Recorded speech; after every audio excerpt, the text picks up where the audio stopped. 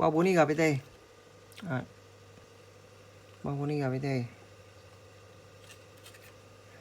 Chất lừ luôn. Anh em nào cần thì alo. Quá ok. Đây. Bo này. Đấy. Mẫu bo 4 GPT mới cứng cựa luôn. Mạch một bo, giá hấp dẫn. Cụ nào thích thì inbox em trả lời cụ là lắp ráp được. Nói chung cái bo này về lắp ráp đơn giản mà sửa chữa cũng dễ. Này, bo chạy 3525, cực kỳ dễ sửa. Biến áp nguồn 200/6. Con này cái vùng nguồn này ấy, thì không có gì là khó sửa cả.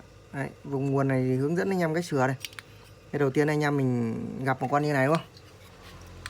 Gặp một con như thế này. Đấy, gặp một con như thế này. Đấy, anh em mình kiểm tra mình còn trả một nguồn này. Đấy, ok chưa? Trả một nguồn này. Em có chết hay không? Kiểm tra phép em kích ok không?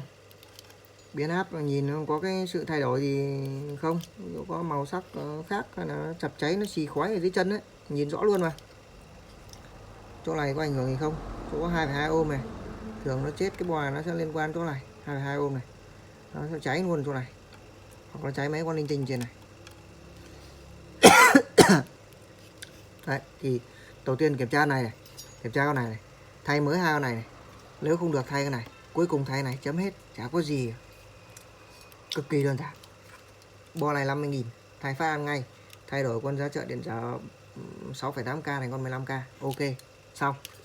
Chấm hết. Còn ra đây bo chia sung cực kỳ đơn giản nhé. Bo chia sung 20/2 ra đây có 6 con linh kiện này. Làm gì có gì. 4 GBT. Chấm hết. Ngoài ra chả có gì cả, anh em sửa tại nhà luôn.